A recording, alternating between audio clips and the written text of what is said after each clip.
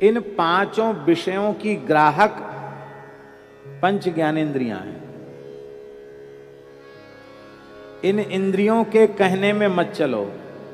इन इंद्रियों के कहने में चलने के कारण ही तुम्हारी दुर्दशा हो रही है। इंद्रियों का कहना त्याग दो, इनकी बात मत सुनो। इसलिए एक भजन में गाते हैं, देखना इंद्रियों के न घोड़े भगे, इनमें दिन रात संयम के कोड़े लगे। कृष्ण गोविंद गोपाल गाते चलो, अपने मन को विषयों के विष से हटाते चलो। ये भजन हमने सुना है।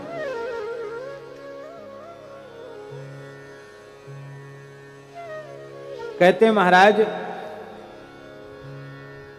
पांचों इंद्रियां, परस माने स्पर्शेंद्रिय, रसेंद्रिय, रसनेन्द्रिय, स्पर्श, रस, शब्द, गंध और रूप, इनका कहना मत मानो। क्यों? इनको कहना मानने के दोष से ही बारंबार तुम्हारा जन्म हो रहा है, बारंबार तुम्हारी मृत्यु हो रही है।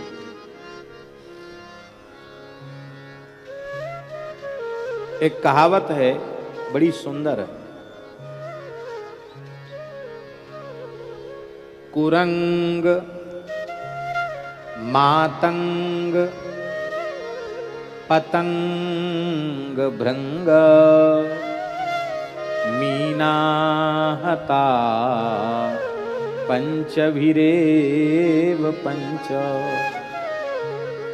एकहा प्रमादी सकथम न हन्यते, यह सेवते पंचभिरेव पंच। कुरंग, कुरंग माने हिरन। हिरन मारा गया कान का कहना मानने के कारण। बहेलिया सरंगी बजाता है या बीन बजाता है, और उसको सुन करके जंगल का हिरन, शब्द का लोभी हिरन उसके निकट आ जाता है, जाल में फंस जाता है, या उसको वो मार ही डालता है बाण से।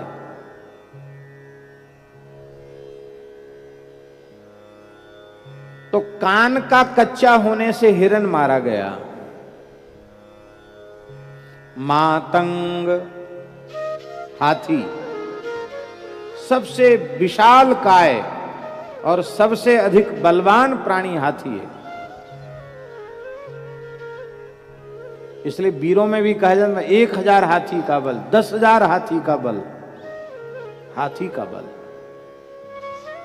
इतना बलवान हाथी स्पर्शेंद्रिय का कच्चा है, स्पर्श सुख का लोभी है, तो इतना बड़ा हाथी बंधन में पड़ जाता है। हाथी पकड़ने वाले लोग हथनी को पहले पकड़ लेते हैं, हथनी को, उसको सिखाते हैं हाथी पकड़ना। वो हथनी जंगल में जाती है और हाथियों को अपनी ओर आकृष्ट करती है अपने हाव भाव से। हाथी आ जाता है और वो प्रेम प्रेम में उसके पैर में बेड़ी बांध देती है हथनी, ऐसे हथनी पकड़ में आ जाता है। स्पर्श सुख का लोभी हाथी हथनी के स्पर्श के लोभ में बंधन में आ जाता है।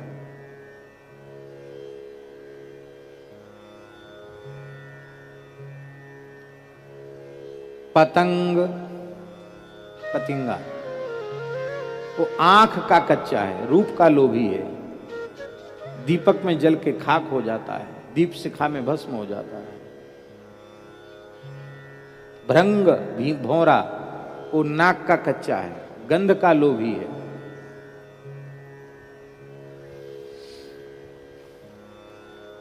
भौरा इतना विलक्षण कीट है, पत्थर में छेद कर देता है भौरा, भिन्न भिन्न भिन्न भिन्न करके उसमें धीरे धीरे पत्थर में छेद कर देता है, पत्थर में घर बना लेता है। कठोर से कठोर लकड़ी में भी छेद करके घर बना लेता है। और वो भौरा कमल में आकर जब संध्या को बैठ जाता है और कमल बंद हो जाता है, जब अधखिला कमल जब रात्रि को बंद हो जाता है, तो जो पत्थर में लकड़ी में छेद कर सकता है वो क्या कमल के पत्ते में छेद नहीं कर सकता? अरे कमल का पत्ता तो बहुत कोमल होता है, लेकिन वो निकलता नहीं। अरे बोले कहाँ बाहर क्या मौज आ रही है, यहाँ यहाँ से कहीं नहीं जाएंगे। अरे अपने घर तो जाना पड़ेगा। बोले कोई बात नहीं, रात्रिर्गमिष्यति भविष्यति सुप्रभातम भास्वानुदेश्यति हशिष्यति पंकजश्री इत्थम विचिन्तयति कोशगते द्विरेफे हा हंत हंत नलनीम गज उज्जहार। रात्रिर्गमिष्यति, रात्रि बीतेगी, सुप्रभात होगा, सूर्य भगवान उदित होंगे, हशिष्यति पंकजश्री, कमल खिलेगा, कमल हंसेगा, मैं उड़ के बाहर चला जाऊंगा। वो सोच ही रहा था, उसी समय रात में गर्मी और प्यास से व्याकुल हाथी सरोवर में घुसा और खूब तो उसने सरोवर को मथा और फिर तमाम कमल फूल वो खा गया। खा दे तक कमल, कमल पुष्प खाता है हाथी बड़े प्रेम से, पत्ता और कमल का फूल खा जाता है। उसी में भौरा जी थे, वो चले गए भीतर, हाथी के पेट में चले गए। ऐसे गंध का लोभी होने के कारण भौरा मारा गया, नाक का कहना माना उसने इसलिए मारा गया। कितने हो गए? कुरंग, मातंग, पतंग, भृंग, 5 माहे मीन, मछली जवान की कच्ची है, रसनेन्द्रिय का कहना मानती है। मछली पकड़ने वाले लोग एक कांटा रखते हैं लोहे का, बंसी कहते हैं उसको, उसमें एक धागा बांध देते हैं और उसमें कोई खाद्य पदार्थ उसमें लपेट देते हैं, आटे की गोली लगा देते हैं। और हमने तो गांव में देखा है कि वहीं खोद के केंचुआ निकलते, केंचुआ उसमें पिरो देते हैं और बस मछली खाद्यान्न के लोभ में वहां जाती है और वो खाद्य वस्तु मानकर उसको अपने मुख में लेती है। खाद्य वस्तु तो भीतर गई पर वो कांटा उसके कंठ में अटक जाता है, फिर छटपटाती है तो धागा खींचने लग जाता है। उसी समय मछुआरा वो बंसी को बाहर निकाल लेता है और मछली मारी जाती है। अगाध जल में विहार करने वाली मछली, भीतर उसको पकड़ना बड़ा कठिन काम है, लेकिन जवान की कच्ची होने के कारण मछली पकड़ी गई। तो महापुरुष कह रहे हैं कि ये एक एक भोग योनि में पड़े हुए जीव, एक एक इंद्रिय के कहना मानने के कारण, कच्चे होने के कारण ये सब नष्ट हो गए। फिर वह प्रमादी मनुष्य जो उन्मुक्त भाव से 5 विषयों को भोग रहा है, स कथम न हन्यते, वो नष्ट क्यों नहीं होगा? यह सेवते पंचैरेव पंच, जो 5 इंद्रियों से 5 विषयों का भोग कर रहा है। बढ़िया रूप देखा, खूब उन्मुक्त भाव से रूप के पीछे पड़ गया।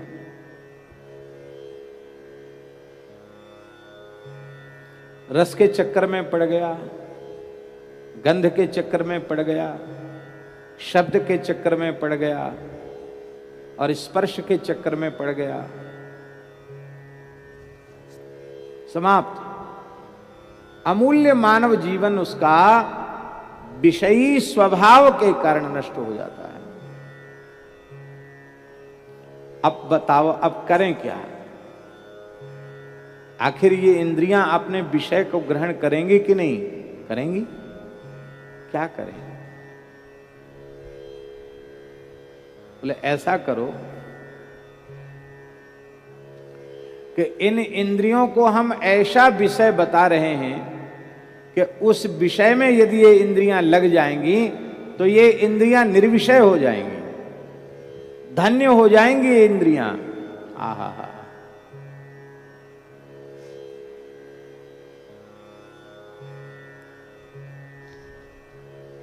ये मलमूत्र के भांड जो शरीर है ना, मलमूत्र के बर्तन ही तो हैं, इस रूप में आसक्ति नरक ले जाने वाली है। और सच्चिदानंद श्री कृष्ण के स्वरूप में आसक्ति हो जाए, रूपासक्ति हो जाए। नयन भरी देखो नंद कुमार, ऐसी रूपाशक्ति हो जाए तो बंधन है क्या? फिर तो अक्षणवताम फलमिदम न परम विदामः, सख्यः पशु ननु विवेशयतोर्वयस्यैः, वक्त्रं ब्रजेश सुतयोरनुवेणुजुष्टं, यैर्वान पीतमनुरक्त कटाक्ष मोक्षम। वेणुगीत में ब्रजांगनाएं कह रही हैं कि इन देहधारियों के नेत्रवान होने का यदि कोई उत्तम फल है तो वो यही है कि श्री जड़खोर गोधाम जो नित्य कृष्ण बलराम की गोचारण स्थली है, श्री गिरिराज जी की उपत्यका, जड़खोर गोधाम की उपत्यका, ऐसी पर्वत श्रृंखला में गैया चराते, बंसी बजाते, मंद मंद मुस्कुराते कृष्ण बलराम का दर्शन ये आंखें करें। ऐसे रूप में मन लग जाए तो क्या कहना। फिर तो हमारी श्री किशोरी जी का मन पुष्प वाटिका में जैसे ही राम जी की एक झलक मिली मन लग गया। तो क्या हुआ, गौरी जी की पूजा की तो गौरी जी ने क्या कहा, मन जाहि रांच्यो मिलहि सोवर, सहज सुंदर सावो, करुणा निधान सुजान शील, स्नेह जानत राम।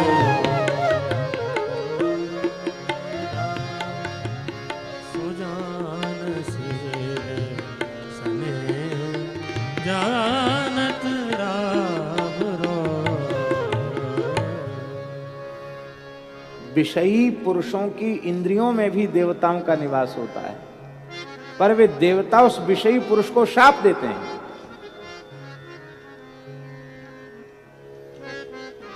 और भगवान के प्रेमी अनुरागी संत भक्त महापुरुष, उनकी इंद्रियों पर भी देवताओं का वास होता है। वो भूरी भूरी आशीर्वाद देते हैं। आंख के अधिष्ठात्र देवता सूर्य हैं, पलकों के अधिष्ठात्र देवता निमि हैं। जब आंख भर के श्री राम कृष्ण का दर्शन करती हैं तो आंख के देवता धन्यवाद देते, भैया आपकी आंख में हम बैठे तो हमको भी दर्शन मिल गया, नहीं तो हमको कहां से दर्शन मिलता है।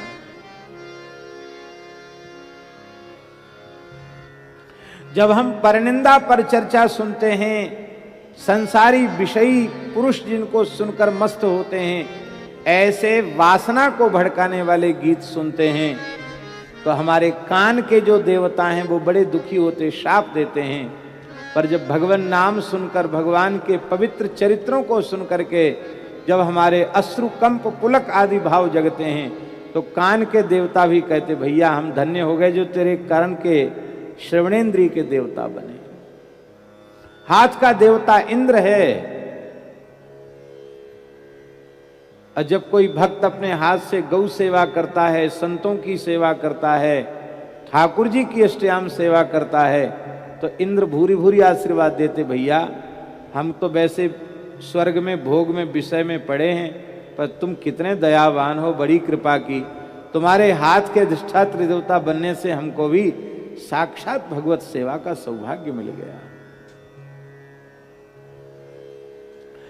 भक्त का ही देह धारण करना सार्थक है, भक्त की इंद्रियां सार्थक हैं, क्योंकि वह उसकी इंद्रियां प्राकृत रूप रसगंध शब्द स्पर्श का ग्रहण नहीं कर रही हैं। दिव्य अप्राकृत सच्चिदानंद घन भगवान के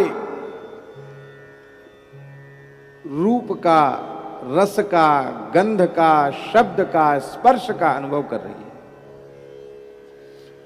तो गोस्वामी जी कहते हैं, साधक के जीवन की पंचमी तिथि क्या है?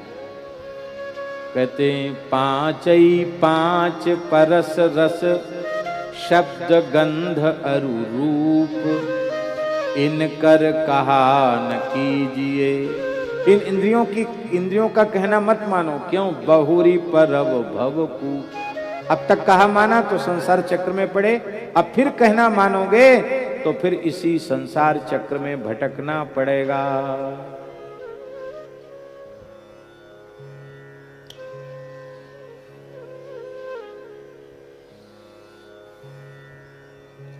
पंचमी को जो चंद्रमा होता है वो 6 कलाओं से युक्त होता है, और 6 कलाओं से युक्त होने के कारण विशेष प्रकाशमान होता है। विघ्नहर्ता चंद्रमा माना जाता है, षष्ठी का चंद्रमा, पंचमी का चंद्रमा, और राज सम्मान आदि रूप आनंद को देने वाला होता है।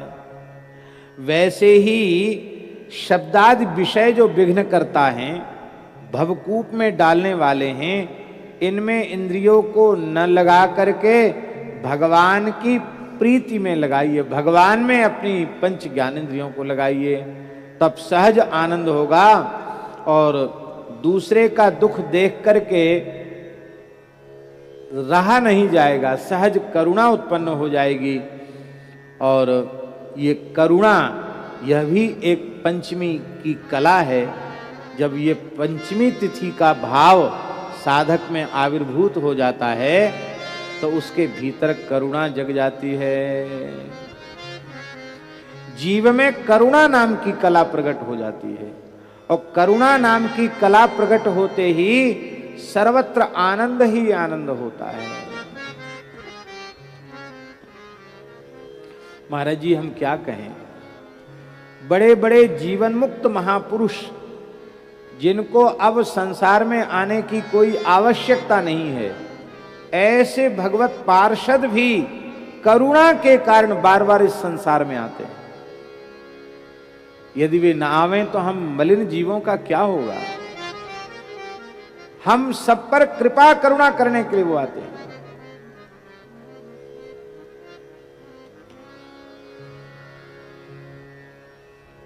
तुलसीदास जी क्यों आए? करुणा करके ही तो आए। ना आते तो हमको मानस जी सुनने को कैसे मिलता?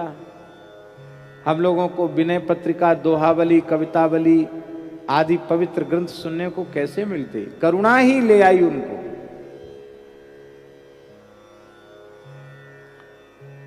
यद्यपि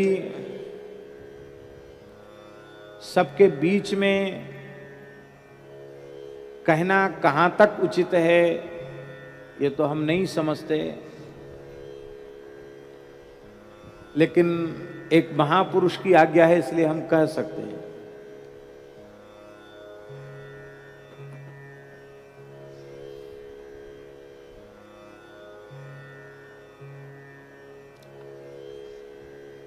बड़ी छावनी अयोध्या के स्थान में, बड़ी छावनी के श्री महंत पद पर, आचार्य पद पर परम पूज्य श्री महंत श्री जगदीश दास जी महाराज विराजमान। वहां श्री रघुनाथ दास जी की बड़ी छावनी अयोध्या का सिद्ध स्थान है। बाबा श्री रघुनाथ दास जी बड़े सिद्ध पुरुष थे, भगवत प्राप्त महापुरुष थे।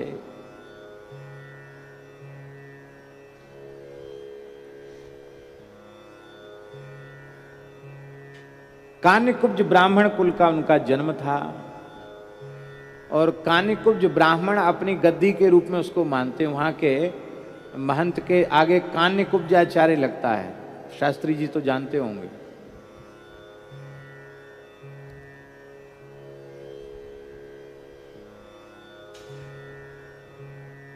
इस समय जगदीश दास जी वहां महंत पद पर विराजमान है।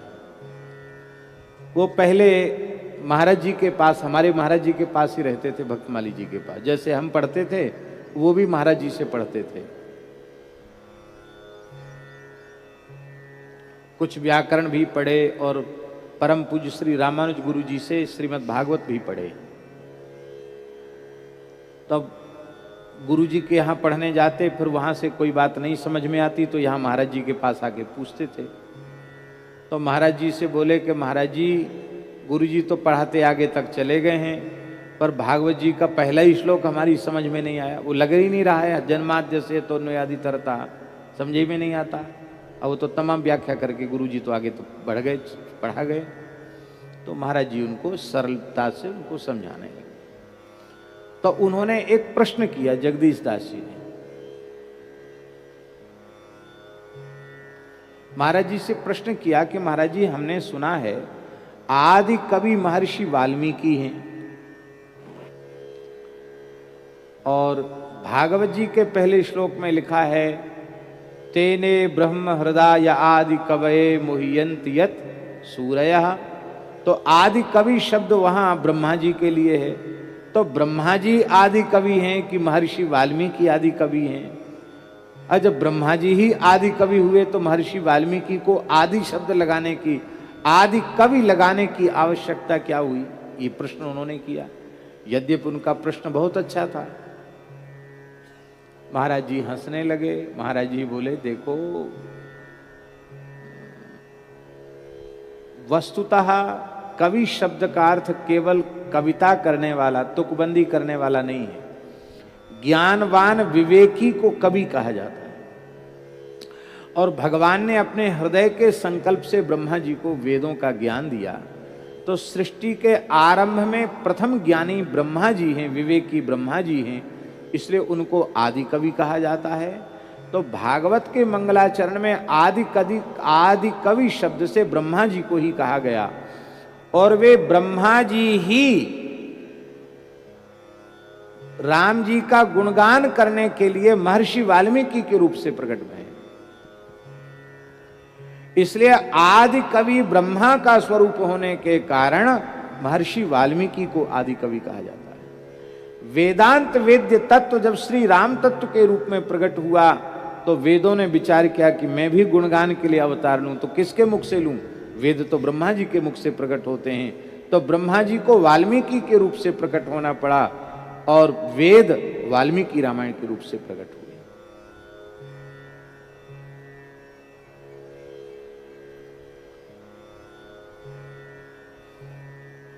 तो बड़े हंसे जगदीश दास जी, बोले अच्छा ब्रह्मा जी आदि कवि, उनके अवतार होने से वाल्मीकि आदि कवि? ये तो पहली बात सुन रहे हैं। और महाराज जी बोले तुलसीदास जी भी आदि कवि हैं। क्यों? क्योंकि तुलसीदास जी वाल्मीकि के अवतार हैं।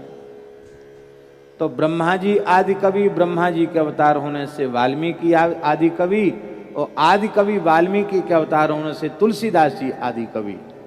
अच्छा, तो तुलसीदास जी भी वाल्मीकि जी के अवतार हैं? महाराज जी इसी प्रवाह में बोले कि ब्रह्मा जी के अवतार आदि कवि, ब्रह्मा जी के अवतार वाल्मीकि जी, वाल्मीकि जी के अवतार तुलसीदास जी, और तुलसीदास जी के अवतार हम। ऐसा कहा उन्होंने। ऐसा उनका स्वभाव में नहीं था, लेकिन सहज उनके मुख से निकला, और निकलते ही वे तत्काल भावाविष्ट हो गए। शरीर में प्रेम के सात्विक भाव तत्काल जग गए। परमहंस जी महाराज उस समय पास में बैठे थे, हम भी बैठे थे। थोड़ी देर महाराज जी एकदम मौन हो गए, कुछ बोल ही नहीं पाए। बाद में 1-1.5 मिनट के बाद बोले, हमारे जैसे कलयुगी मलिन जीव अवतार नहीं हुआ करते हैं। हम तो यह कह रहे हैं कि यह भारतवर्ष अवतारों का देश है, सब अवतार हैं, हम भी अवतार हैं, तुम भी अवतार हो, सब अवतार ही अवतार हैं। ऐसा कहकर महाराज जी हंसने लगे। तो हमारे यहाँ जो संत विराजते हैं परमहंस जी, बड़े उच्च कोटि के महात्मा हैं, उन्होंने अपनी डायरी में लिख लिया और हमसे कहा कि पहले तो महाराज जी ने अपने स्वरूप को प्रकट कर दिया, बाद में लीपा पोती कर दी। तो महाराज जी का जब शताब्दी महोत्सव चल रहा था तो श्री जगदीश दास जी ने हमको कहा कि आप क्यों नहीं सुनाते इस बात को। हमने कि इसलिए नहीं सुनाते कि लोग कहेंगे कि अपने गुरु जी की महिमा ज्यादा बताने के लिए बढ़ा चढ़ा के कह रहे हैं। बोले नहीं नहीं, मेरी आज्ञा है, आप कहो। दूसरी बात बता रहे हैं, एक संत बरसाने में रह के साधन करते थे, पूज्य श्री मोटे गणेश जी वाले महाराज जी की आज्ञा से। तो प्रतिदिन किसी न किसी संत का वे मानसी में ध्यान करते थे। एक बार उन्होंने तुलसीदास जी महाराज का ध्यान किया, ये गहोरवन की बात है। तो उनको ध्यान में ऐसी अनुभूति हुई कि आकाश में एक विमान आया है और उसमें तुलसीदास जी महाराज विराजमान हैं और दो संत इधर दो संत इधर उनके पास में बैठे हैं। बड़ा दिव्य स्वरूप है और वो आकाश में कह रहे हैं कि देखो मेरा दर्शन करो, मैं तुलसीदास हूं। भजन कर रहे थे, भजन करते करते थोड़ा ध्यान लगा, उससे अनुभूति हो गई। फिर उन्होंने क्या देखा कि उस सिंहासन पर तुलसीदास जी के स्थान पर पूज्य गुरुदेव श्री भक्तमाली जी प्रकट दिखाई पड़े। उनको बड़ा आश्चर्य हुआ कि ये कैसे इसमें आ गए। महाराज जी तो महाराज जी उधर विराज रहे थे, महाराज जी कैसे आ गए। तो फिर तुलसीदास जी, फिर महाराज जी, ऐसे 2-3 बार हुआ। तो उनको लगा कि ये क्या हो रहा है। तो उन्होंने जिन संत के कहने से साधन आरंभ किया था, पूज्य मोटे गणेश जी वाले महाराज जी के पास जाकर निवेदन किया कि महाराज जी ऐसी ऐसी अनुभूति हमको हुई। तो महाराज जी बोले कि बिल्कुल ठीक अनुभव हुआ, जाओ तुलसीदास जी का स्वरूप है वो, उनका पूजन करो। तो वे संत आए और आकर के उन्होंने महाराज जी, रात्रि को 11 बजे पहुंचे और महाराज जी का उन्होंने चरण धोया, आरती उतारी, पूजा किया। तो हमने उनसे पूछा, मैंने कहा कोई गुरु पूर्णिमा तो है नहीं, कोई पर्व त्योहार भी नहीं है, फिर आप रात को पूजा करने क्यों। बोले महाराज जी की आज्ञा है कि रात्रि बरसाने के बाहर नहीं रहना, अभी हमको लौट के भी जाना है। ऐसे ऐसे हम आए थे। उनकी क्या कारण है आप पूजा कर रहे हैं। तब उन्होंने दूर ले जाकर हमको ये बात बताई कि हमको ऐसी अनुभूति हुई।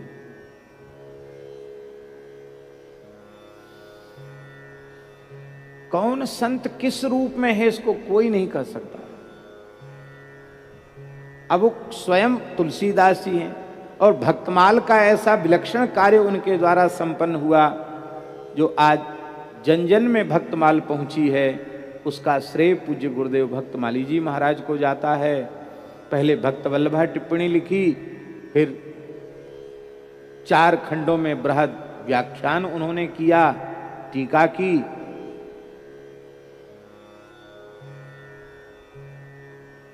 बाबा श्री ठाकुरदास जी महाराज जब उन पर प्रहार हुआ था और एक नर्सिंग होम में, एक चिकित्सालय में गिरिराज जी में ही वे विराज रहे थे, तो हम उनका दर्शन करने गए।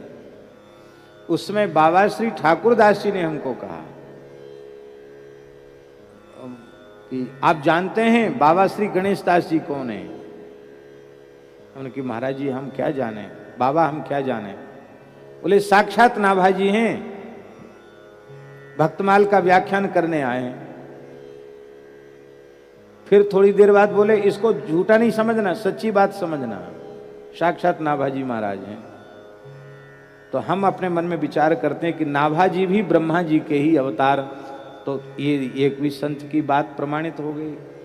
तुलसीदास जी के रूप में राम जी का गुणगान किया और नाभा जी के रूप में भक्तों का गुणगान किया। अब बोलो हम लोग कितने भाग्यशाली हैं, नाभा जी का स्वरूप माने तो और श्री तुलसीदास जी का स्वरूप माने तो। ऐसे जीवन मुक्त दिव्य भगवत स्वरूप महापुरुष का पादाश्रय मिला, इससे बड़ा सौभाग्य और क्या होगा। पर ये मलिन अंतःकरण के जीव इस पर बड़ो विश्वास नहीं कर सकते हैं। अब विश्वास नहीं करेंगे तो उनको लाभ नहीं होगा, हानि हो सकती है। इस कारण से हम इस बात को, और ऐसी कई बातें हैं जिनको हम अब तक हमने नहीं कहा, हम कहना भी नहीं चाहते। महाराज जी के जीवन चरित्र में भी बहुत सी अनुभूतियां नहीं लिखी गई हैं। इसलिए नहीं लिखी गई कि सब लोग पढ़कर उन पर विश्वास नहीं करेंगे। कितनी अनुभूतियां तो इस दास से ही संबंधित हैं जिनको हम कह नहीं सकते। उसको कहने लग जाएं तो आप कहेंगे कि ये अपने आप को कुछ विशेष रूप में प्रमाणित कर रहे हैं या प्रस्तुत कर रहे हैं। इसलिए सदगुरु चरितामृतम में कहीं कोई बात भी आई है तो वहां किसी का नाम नहीं लिया गया। किसी को ऐसा अनुभव हुआ बहुत आवश्यक समझने पर कोई बात लिखी गई, बहुत सी बातें लिखी ही नहीं गई।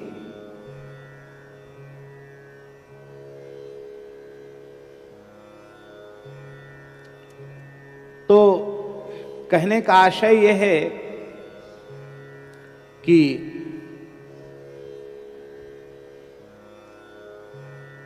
ये जो करुणा है, ये करुणा की कला, यही आनंद पंचमी है। इसमें करुणा की कला प्रकट हो जाती है, और करुणा की कला प्रकट हो गई है जिसमें, वो तो भगवत स्वरूप ही है, भगवान से अलग नहीं है, क्योंकि भगवान करुणा